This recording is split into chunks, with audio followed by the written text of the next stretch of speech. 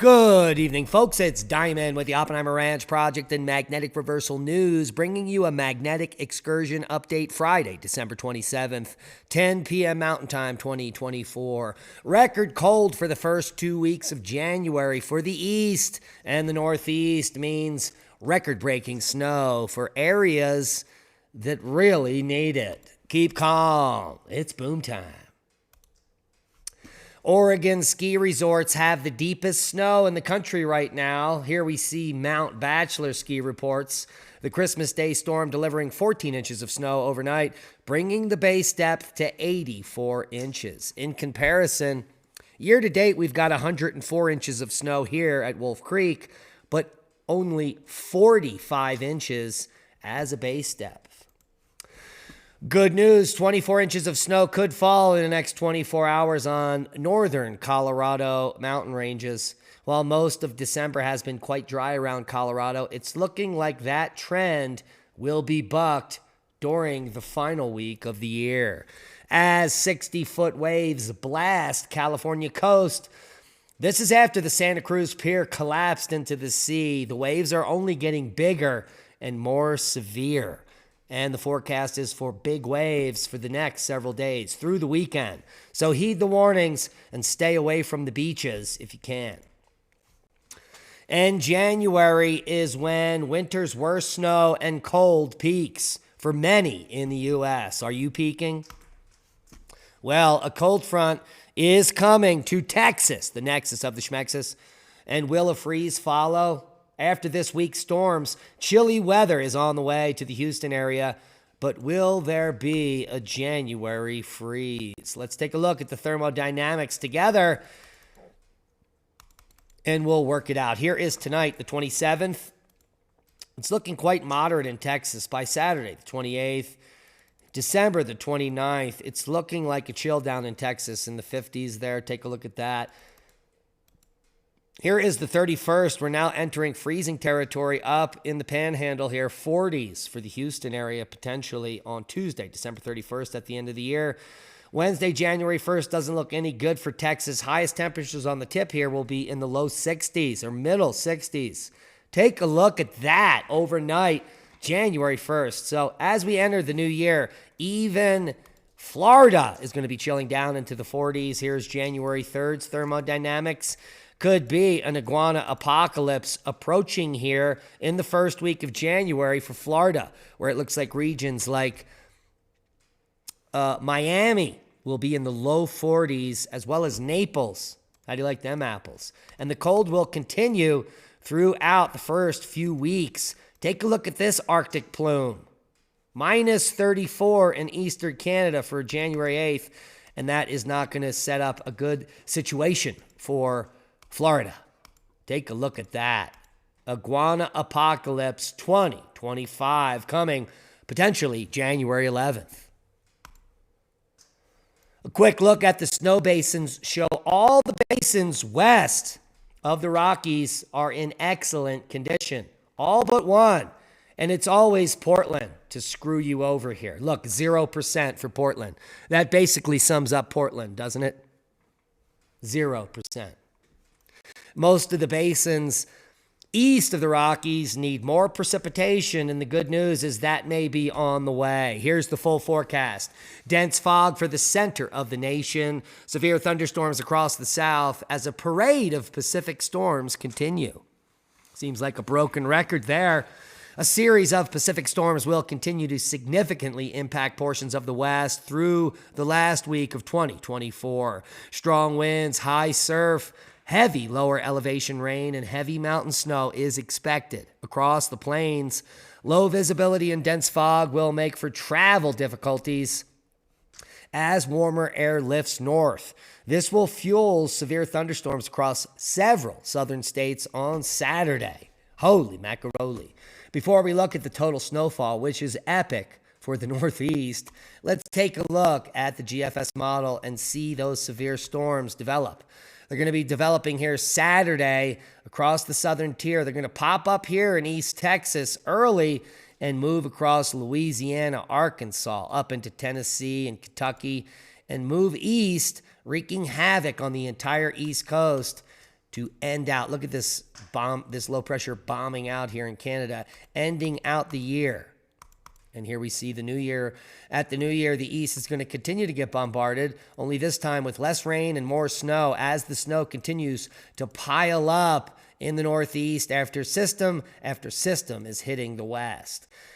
Let's take a look at what that looks like in total snowfall. It looks epic. Let's walk it through here. Here's Saturday, Sunday, into Monday. Heavy snow for the west, some spattering for the northern plains there in the Great Lakes region. Here is Monday, Tuesday the 31st, Wednesday the 1st, New Year's. And by the time we hit New Year's, the snow explodes in the northeast. January 1st, Wednesday, January 2nd, January 3rd, Friday, Saturday, January 4th. Look at the northeast. It's lighting up with 16 inches in all the ski resorts. Holy macaroni. Let's move this through January 6th, January 7th, January 8th. We could be seeing a major nor'easter here in the first week of January. And then another event right behind that. We're way out in the GFS model, but the models are showing heavy moisture and the global warming goodness for all of North America, regardless of what the fearmongers say, and even Al Gore, who is in a hole right now and is not getting any bundt cake tonight or throughout the holidays. Seismic update, major uptick in the Ring of Fire, especially on the western section. Look at this. We've got a 6.8 in the Kuril Islands, 5.3 in Japan, 5.2 in the northern Marianas, 5.3 in the village of Guam. Holy macaroni.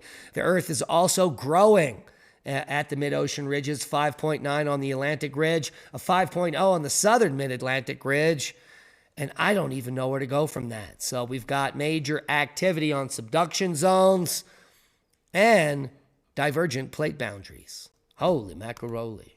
And that leads us to worldwide volcano news for the day. Hey. Now, according to the survey I took about a week ago, if you all liked the complete worldwide volcano news update, only 3 out of 100 said they didn't like it and it took up too much time. So this is for you, 97%. You win the boom. And the boom for today, the first for the 27th of December, is Ibu Volcano, 7,000 feet. We've got Semaru, who knew, now you do. Seismic activity was reported.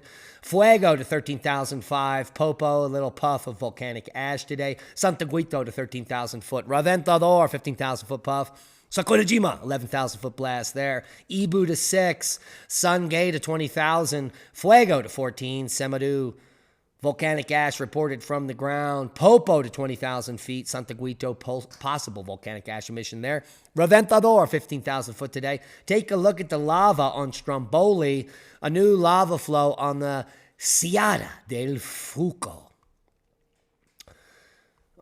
We've also got Semaru to 14,000 foot. Nevada de Ruiz, 21,000 foot blast there. Con Leon, puffing and passing to 9,000 today. Hey, and we've just frozen up there. Ibu to 8, and Sangay, no volcanic ash observed. And that wraps up worldwide volcano news for the day. A quick look at space weather shows very low activity since we had those 2 M flares about 48 hours ago. 3-day geomagnetic forecast is all quiet. We've been very low in the KP between 0 and 1 for the most of the last 2 days, which means you're psychic. And if you have died, you had a near-death experience, which is good news for those looking to have some guidance in the afterworld. Quick look at telemetry shows everything falling off a cliff for a 3-day period, including plasma speed down to nothing, to solar minimum levels even. Temperature as well. A little spike in density, but that is very little happening. We do finally have a shift to the south in the BZ. Slight phi angle shift, but that's not really going to kick anything off. Now, is it? We are at KP 0.5. Now, the rare black moon of December 30th rises in just a few days.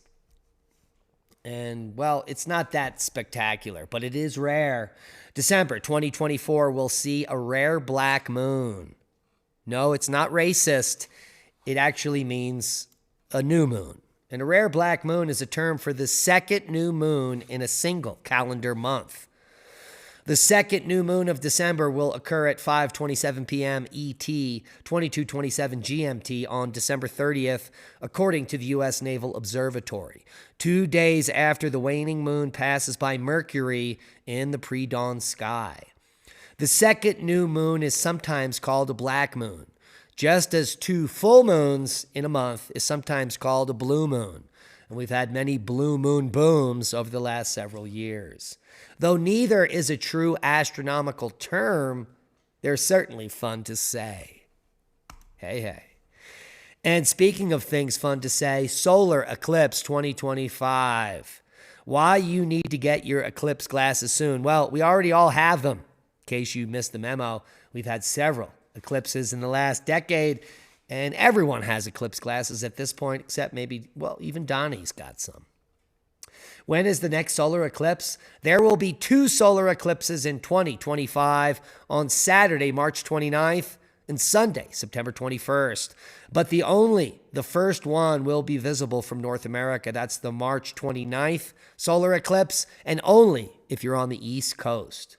Unlike 2024, which saw the fabulous Great American Eclipse, a total solar eclipse across Mexico, Canada, and the U.S., the coming year will see only 2 partial affairs.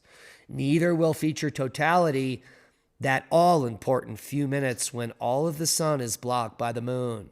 However, observers in some lucky U.S. states and Canadian provinces will get the chance to see something less impactful, but still worth searching out. A rare view of an eclipsed sun rising in the east sunrise. And again, that will be March 29th. So buckle up, Buttercup.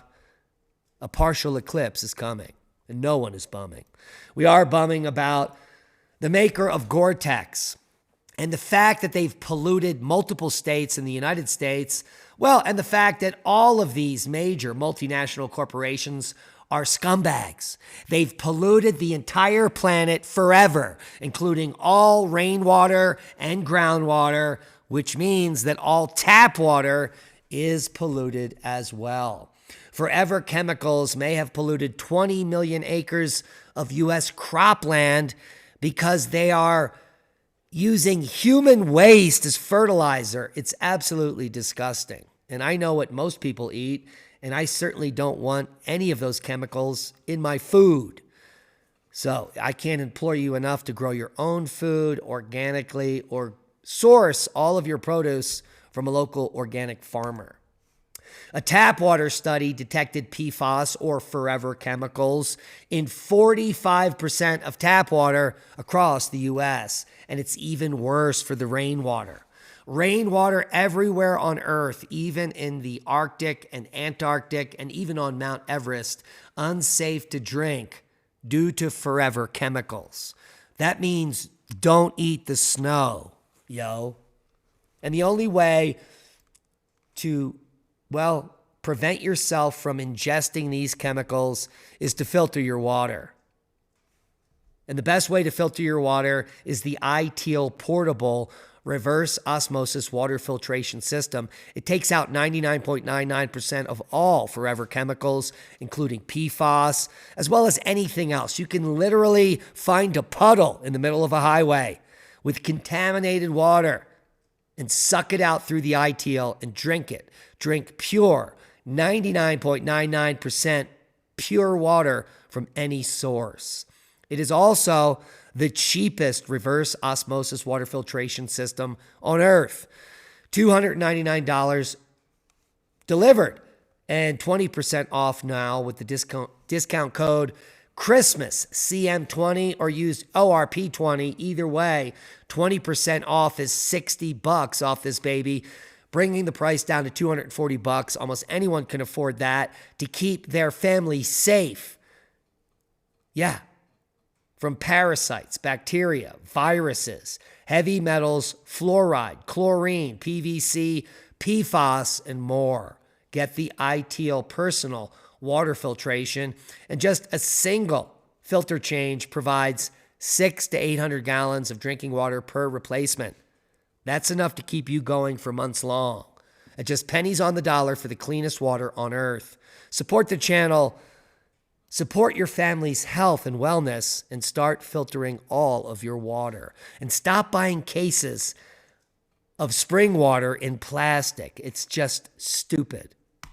And that's a boom to knowledge. Please hit the thumbs up. It's free, and we could really appreciate the support. Also, half of you watching are unsubscribed, so please subscribe now. Hit the bell to get all notifications for all of our uploads. And we love each and every one of you. I hope you're enjoying the holiday season. New Year's is coming up in just a few days. And I hope you're getting all your ducks in a row. What is your New Year's resolution? How will you change in the future? Will it be drinking clean water? I hope so. Be safe. We love you. And that is a boom.